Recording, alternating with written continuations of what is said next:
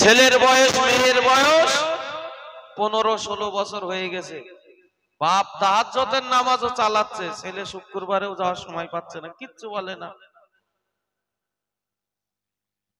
বলে ছোট মানুষ, ও আর কি করবে।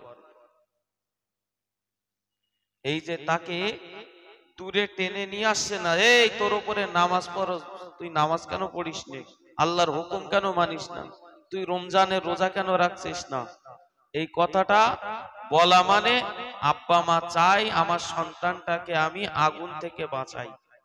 আমরা প্রত্যেকেই আমাদের সন্তানদের ভালোবাসি না বাসি না, তাদের কষ্ট হোক কেউ চাই আমরা, কেউ বলে চাই না। জীবনে কত সুখ আল্লাহ সব শেষ হয়ে গেছে এই সন্তানদের দিকে তাকিয়ে, তারা একটু সুখে থাকে।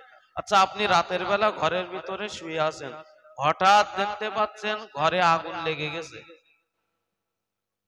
এখন আপনার সন্তানটা ঘুমিয়ে আছে, তো ঘুম কাঁচা ঘুম ভাঙিয়ে তার কষ্ট দিয়ে লাভ কি, আপনি একা একা বাইরে বার হয়ে আসলেন, এই রকম নিষ্ঠুর বাপ মা দুনিয়ায় পাওয়া যাবে? তো ঘুমিয়ে আছে, থাক, ওর ঘুমটা ভাঙাবো কি জন্য, আমার ভেঙে গেছে আমি বাইরে চলে যাই, এ কাজ বলো কেউ করবো না। অথচ আমার ওই সন্তানটার জন্য যে জাহান্নামের আগুন জ্বালানো হয়ে গেছে,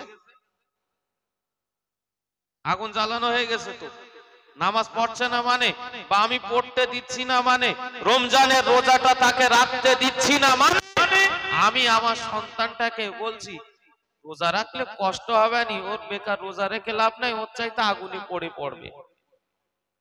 এই তো, এ তো পরিষ্কার জিনিস। বাপ, কোন বাপ মা বলো চায় না সন্তান আগুনে পড়ুক। সুতরাং আপনাদের কাছে আমার দাবি, সন্তান যদি অ্যাডাল্ট হয়ে যায়, সন্তান যদি প্রাপ্ত বয়স্ক হয়ে যায়, আব্বা মায়ের দায়িত্ব হলো ওই সন্তানটাকে নামাজের পথে নিয়ে আসা, ওই সন্তানটাকে রমজান শরীফ মাসে রোজা রাখার কথা বলা। প্রিয় নবী মুহাম্মদুর রাসূলুল্লাহ সাল্লাল্লাহু আলাইহি ওয়াসাল্লাম জানিয়েছেন, ওগো আমার উম্মত উম্মতিরা, আমি রাসূলুল্লাহ জানিয়ে দিলাম, আমি আল্লাহর নবী জানিয়ে দিলাম, তোমরা প্রত্যেকেই হলে এক একজন করে রাখাল, আর তোমাদের দায়িত্বে যারা রয়েছে তোমাদের পরিবারের মানুষজনেরা, তাদেরকেও জাহান্নামের আগুন থেকে রেহাই করানোর দায়িত্ব তোমাদের। তোমরা যারা গার্জিয়ান, আল্লাহ পাক কোরআন শরীফের ভিতরে জানিয়েছেন, ইয়া আইয়ুহাল্লাযীনা আমানু, ওগো কলেমা পড়া ইমানদার বান্দাগণ মনে রাখো, ওয়া আনফুসাকুম ওয়া আহলিকুম নার, একা একা জাহান্নামের আগুন থেকে বাঁচলেও হবে না, বরং তোমার আহাল যারা, তোমার পরিবার যারা, তোমার স্ত্রী থেকে নিয়ে তোমার সন্তান সন্ততি আব্বা মা যারা আছে, সকলকে জাহান্নামের আগুন থেকে বাঁচানোর দায়িত্ব তোমার।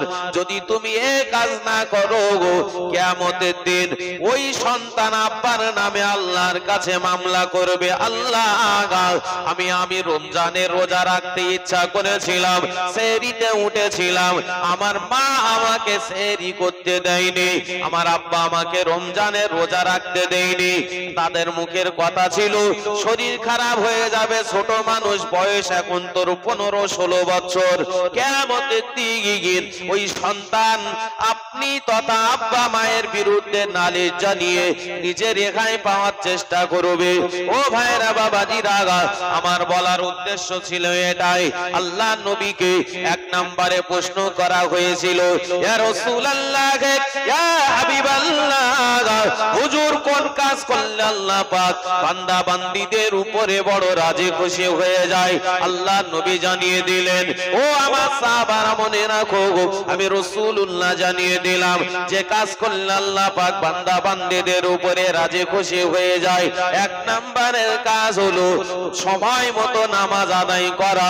সাহাবী আবার দ্বিতীয়বার প্রশ্ন করলেন, ক্বালা ইয়া রাসূলুল্লাহ সুম্মা আইয়ুন, ইয়া রাসূলুল্লাহ, ইয়া হাবিবাল্লাহ, হুজুর তারপরে কোন কাজ করলে আল্লাহ পাক তার বান্দা বান্দীদের উপরে বড় রাজি খুশি হয়ে যায়? আল্লাহ নবী জানিয়ে দিলেন, ক্বালা আল বিররু ওয়ালিদাইনি। সাহাবীরা মনে রাখো, আমি রাসূলুল্লাহ জানিয়ে দিলাম, দ্বিতীয় নম্বরে যে কাজ করলে আল্লাহ পাক তার বান্দা বান্দীদের উপরে বড় রাজে খুশি হয়ে যায়। দ্বিতীয় নম্বরের কাজ হলো তার পিতা মাতাকে সেবা করা, আব্বা মাকে সেবা করা।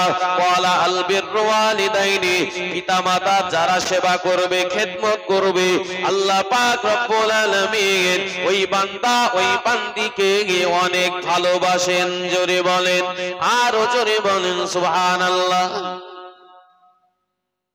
দ্বিতীয় নম্বরে গুণ আব্বা মায়ের খেদমত। আল্লাহ বলেছেন ওয়াকাদা রাব্বুকা আল্লা তা'বুদু ইল্লা ইয়্যাহু ওয়া বিল ওয়ালিদাইনি ইহসানা। বান্দা প্রথমে আমার ইবাদত করো, আর আমার পরে তোমরা যার কথা শুনবে সেটা হলো তোমার আব্বা মা। এ যুগের মানুষেরা নবীর এই বাণীটা বিরাট সুন্দর করে মেনে চলছে। বলেন,